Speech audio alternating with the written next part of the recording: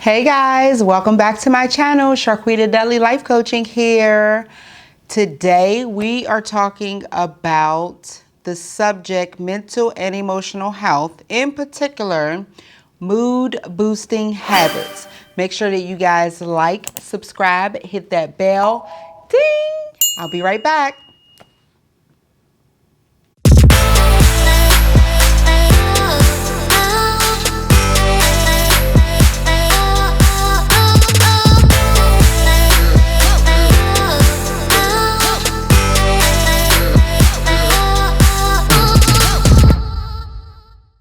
Hey guys, I'm back again. Today we are talking about mental and emotional health. All right, so think about this. It's a tough day, moment, and or situation, and you've had enough. What's the thing that does it for you? You know, the thing that relaxes you, calms you, the thing or things that soothes you. Our brain is like other muscles and requires training. Our bodies without training takes course based on genetics, what we eat, etc. Our mind takes approach based on past experiences, what we allow. All right, so how we react to these tough days forms the habits that our mind goes to for future coping.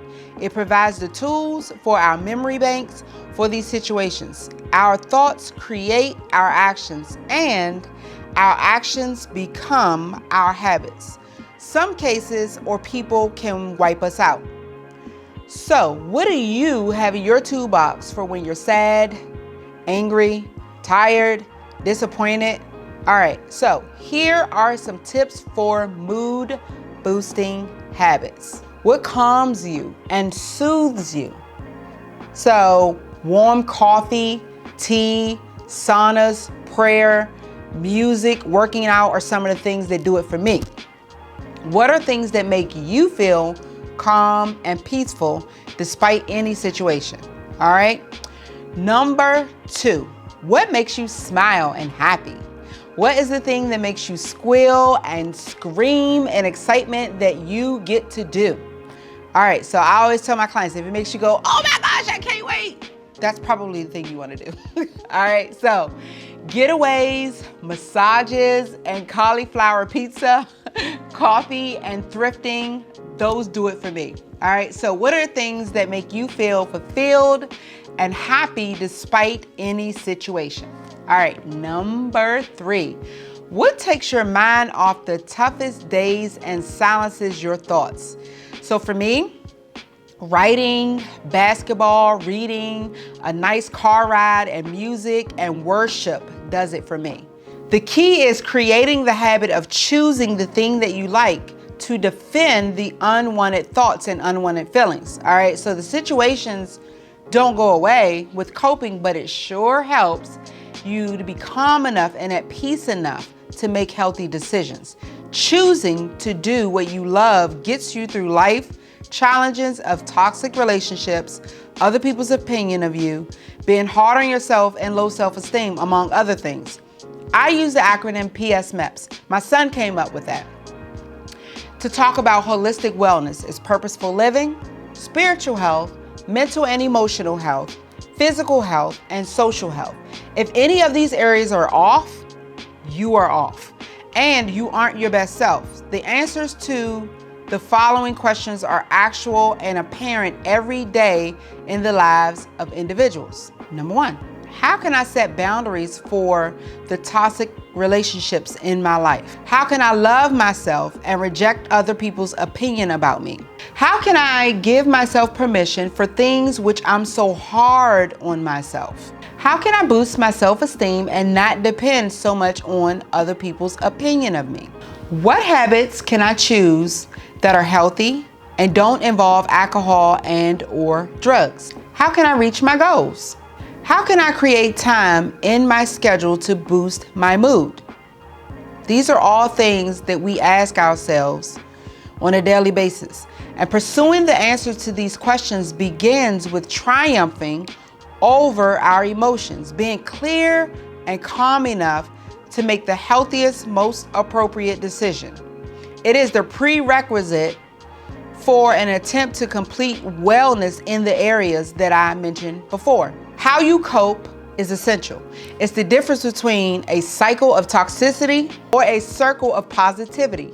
Sadly, sometimes we can get used to the toxic and even view it as the norm and give into it. However, this is not healthy.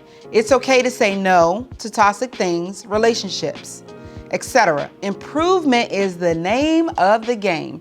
With that said, the more that you do something that improves your mood in these situations, your brain will give you more of that. You must be careful. Now, here is the warning label on the prescription bottle. The things that you choose must be a healthy substitute. So whatever you're doing to calm, soothe, or make you happy is likely to boost two things: your endorphins, which tells your body that you have energy, and your dopamine, which signals your body to be that it's happy. So things to watch out for are like food, drugs, sex to do this, right? And yes, we can have an unhealthy relationship with food. We can use it for comfort instead of fuel. We eat to live, not live to eat. All right. So if you're doing the former, you are using food as a weapon to your own body. Same with drugs. If you're making a habit of drinking, smoking, taking pills for comfort and escape, you have an unhealthy relationship with substances. And seeking sex for comfort can lead you down a slippery slope. It can be just as temporary for a raise in dopamine, but a long-standing impact on your emotional and spiritual health if it's not in a healthy circumstance, all right? Addictions come in many forms. Watch out for the ones that I mentioned. All right, so just as our brain can be accustomed to low serotonin levels and trauma, it can also be acclimated to us choosing something that will improve our moods.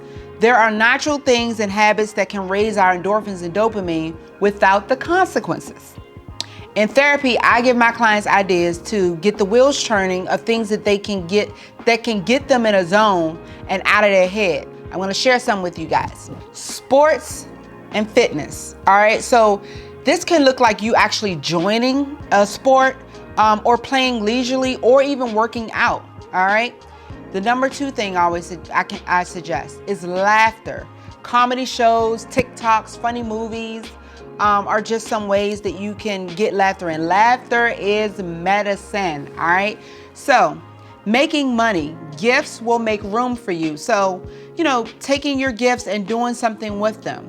Another thing you can do is pursuing passions and interests. Whatever that you love to do, doing those things. You can also go places like the mall or restaurants or amusement parks or friends' houses. All these things help boost moods. Some people like games like D&D, game consoles, board games, cards. Another thing that can help boost your mood is getting outside, enjoying nature, camping, flying kites, taking walks, fishing.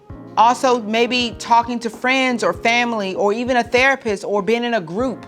Those are things that boost your mood. Arts and crafts. Some people like coloring. I like mandalas, writing, drawing, sewing, wood shop, anything that you can create, basically. Another thing you could do is dance freely, right?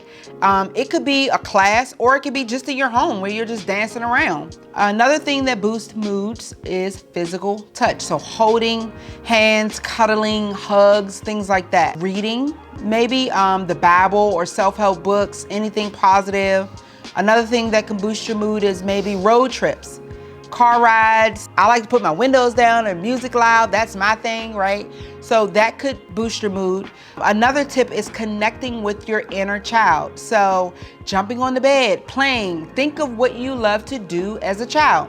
These are just some ideas. These aren't end all be all, but the point is making a habit to boost our moods is very important to the quality of our lives. Consistency is key. All right. So if you're listening to this and you feel like you're in a dump and nothing jogged for you or seemed possible to improve your mood, then seek a mental health professional. During the pandemic, I saw some of the lowest serotonin levels in society in general. Post-pandemic, we would need to pay closer attention to loving ourselves and boosting our moods. So I challenge you to write a list of things that calm and soothe you to make you happy. It could be things that are inexpensive and free. It does not have to cost money. I want you guys to pass this video along to others so that they can get encouragement too, and know that they are not alone, and get this information that will help them in holistic wellness. So thank you guys for watching my mood boosting video. I want you to like, subscribe, and hit that bell, ding, and I'll see you in the next one. Bye.